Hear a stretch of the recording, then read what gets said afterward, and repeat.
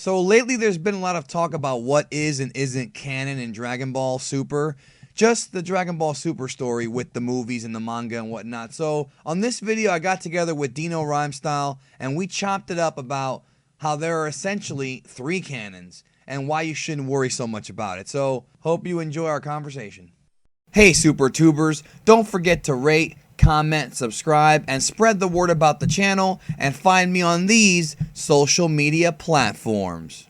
What is going on, my super sandwiches? Rhymestocks here, Joe by Geeked, and once again, we do a lot of videos together. Why? Because the chemistry is awesome, and because, well, we like talking about Dragon Ball. By the way, before I start, a lot of people always say, hey, Rhymestyle, how do you guys decide who you collab with? And honestly, it comes down to the chemistry, because when we sit down in front of a microphone and just like talk about certain topics, and like the energy is there, it just fits so perfectly well. That's how we usually decide. So the big advice I'm going to give to people before you start tweeting people 1,000 times or commenting 1,000 times, hey, do a video with me.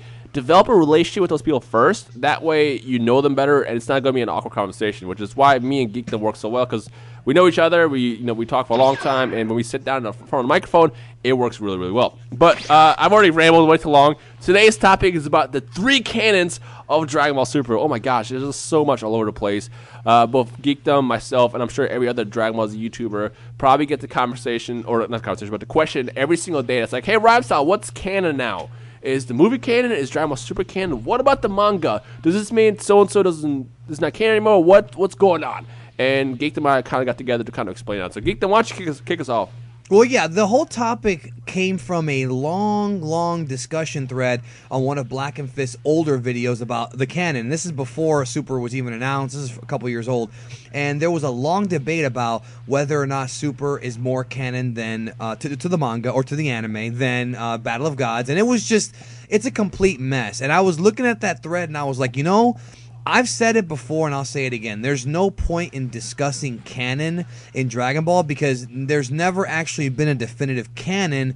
The only thing that you can consider 100% canonical, so to speak, is the original 42 volumes of the manga. But that's not what we're talking about today. I wanted to talk specifically about the 10-year gap portion of the story. Now, those who don't know, who might not be aware, because I know there might still be some confusion, Battle of Gods, Dragon Ball Super, whatever the hell you want to call it, take place during the 10-year time skip in between manga chapters 517 and 518, in between Dragon Ball Z episodes 288 and 289. In other words, from the Kid Buu death all the way to the 28th tournament with Oob and Pan and all that. Which, by the way, before we continue, Oob will not be in Dragon Ball Super.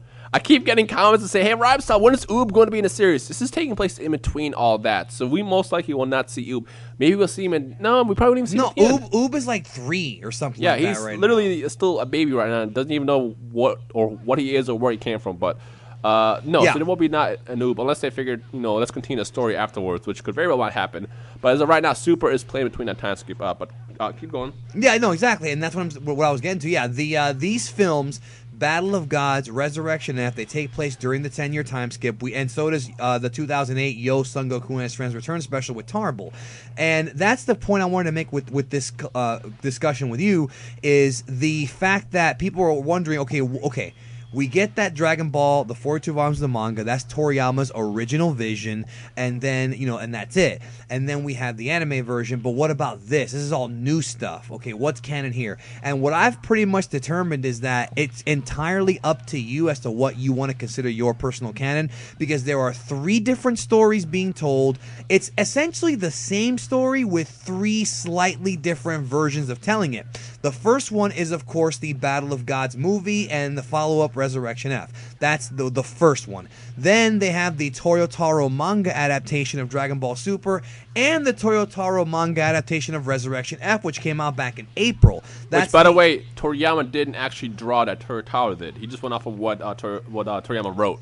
Pretty much, yeah. The Toei sent him some information about, like, kind of, how Tagoma and Sorbet look and things like that, and then Toyotaro, yeah. Toriyama's involvement, see, this is where it gets weird, because in the 90s with Dragon Ball and in the 80s, Toriyama drew the manga, Toei did the anime, and that was it. Now it's Toriyama, as we talked about in a previous video, Toriyama creates the outline, the manuscript, and then Toei and Toyotaro adapt it. That's how it works. Toriyama's not drawing any full-time manga. So when it comes to canon debates, you can't say that Battle of Gods, the movie, is more canon than Super, because there's no evidence from anybody at Toei or from Toriyama that that's the case. When Battle of Gods first came out, Toriyama himself said it is a continuation of the manga. So you could sit there and say, okay, then it is canon. Okay, that's fair. That's a fair point. But once Super came out, that changes things because it's the same story being retold. So the bottom line is that there are 3 different canons. Dragon Ball Super the anime, Dragon Ball Super the manga, and the Dragon Ball Z Battle of Gods Resurrection F movies. And the bottom line is, don't fight over which one is more canon, because the reality is that none of them are more canon. They're just 3 different versions of the same story. Before we continue, do you want to cover anime canon and manga canon from before Dragon Ball Super? Because I know that's the thing out there too. That was one of BLACKENFIST's theories in his canon video. Yeah, his whole thing is that there's 2 different canons. And I'm going to make a very in-depth video on this one of these days, probably after Super's over. But there's the manga canon, which is the 42 volumes of the manga. And then, I'd hate to say it, but let's talk about the elephant in the room here. Dragon Ball Minus, all right? That's part of the manga canon. It's Toriyama. He had no help. You might not like it, but it's part of the manga canon, all right? And Jocko, that's the manga canon. Anime canon. Before we continue, what's the, in case people don't know, what is the evil of Dragon Ball Minus? Or like the elephant in the room, I guess. Well, a lot of fans, including me, a lot of fans really love the Bardock special and really love the character of Bardock. Right. And Dragon Ball Minus kind of changes his character completely. You know what I mean? Like, yep. It's like, it's even more of a Superman parallel. Yeah, it's not. Have you read it? Have you read Dragon Ball Minus? I have. I don't talk about it, but I have. It's like not even a story. You know, it's just like Toriyama, I don't even know what he was thinking or what the point was. And then, like, Frieza mentions, like, SS God. Oh, wait a minute. So you knew about the God form the entire time? Why didn't you mention it on Namek? Like, there's just so many plot holes. Dragon Ball Minus created a lot of plot holes. That's why I don't like talking about it. Like, right. That's probably why you're not talking about it. Right. And then there's the anime canon, which is what Toei adapted, and then with the filler.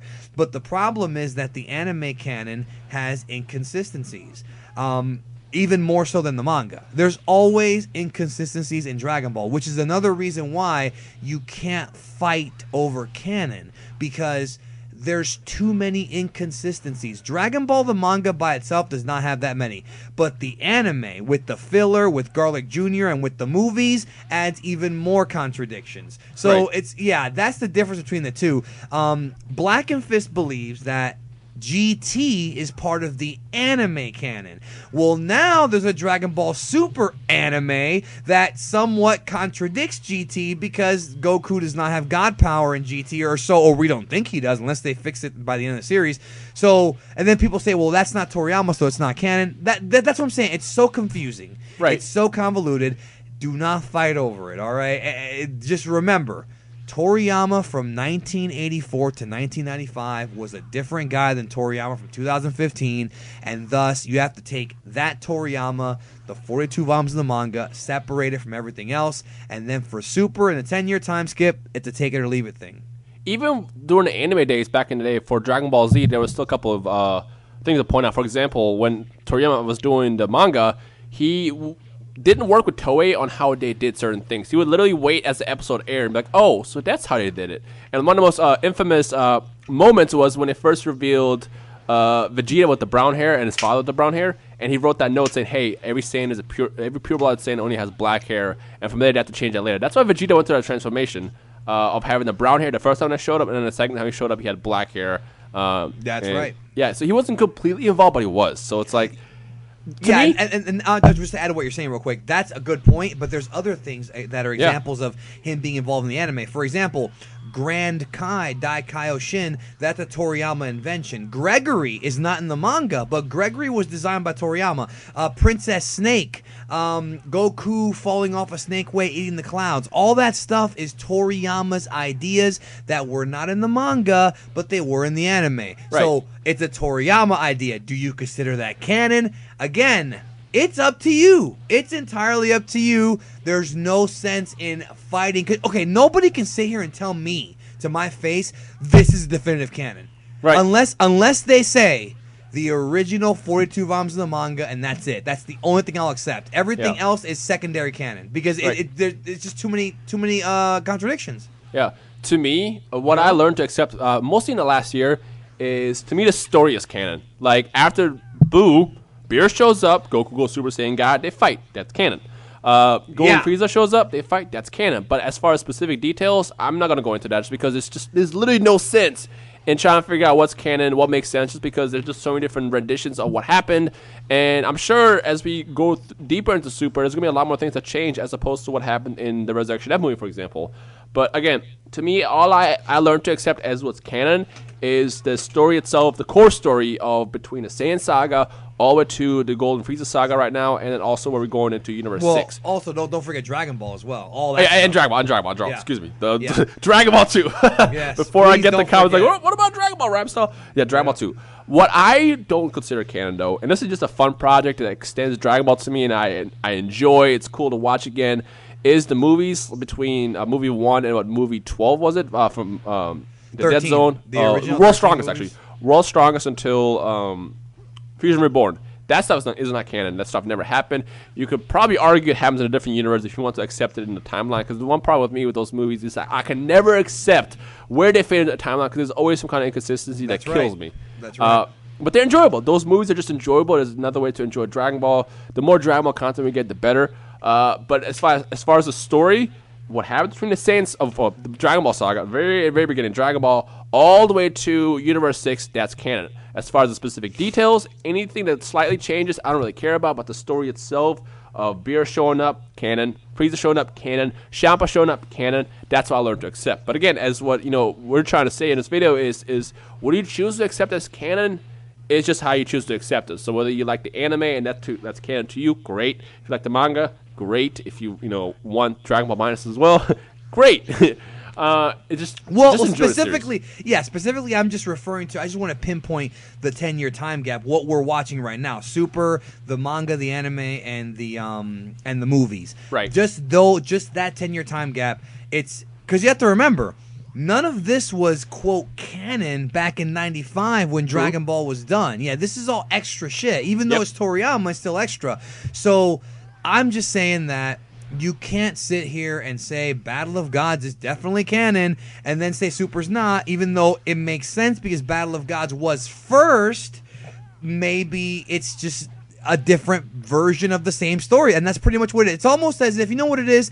It's pretty much like what they've done with like those like Greek mythology. Like you've got movies like Troy and like the Odyssey that cover the story of like Odysseus or whatever, and then you've got like Ulysses, the Roman version. It's like it's the same story being told through a different set of eyes. That's what you have to remember about Dragon Ball.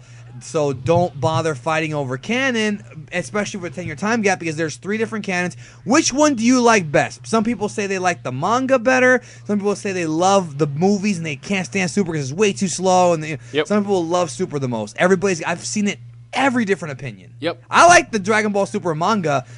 I love the pacing of that, but I do love how Super the anime is a lot funnier. So I mean, there's, bro. The point is that it's 3 different versions of the same story. Except for the Universe 6 stuff is going to be expanded upon in not in the movies, not yet. We'll see what happens. But you know what I mean? That's the only difference. Just don't there is no fucking canon for the 10-year time skip. It's just 3 different canons. So deal with it. That's the truth. Yeah, pretty much. Yeah. Accept whatever one you like the best. So we want to ask you guys now to those in the comments below. What is your canon for the 10-year time skip? Do you guys like the movies, the manga, or did you say 10-year time spick? Skip. No, skip. What? That's what do you guys like better for a 10-year time skip? Skip. Right. Let us know your thoughts in the comment section below. Yes. Yeah, that's it, man. That's pretty much it. All right. Is there anything else you want to cover? No, that's it. All right, ladies and gentlemen, so I hope you guys enjoyed another Geekdom Rhymes collaboration. If you want to see more, make sure you leave a like right below. And do not forget to give us a feedback. I almost said feedback below. I can't speak today. We'll see you guys in the comment section below. Peace.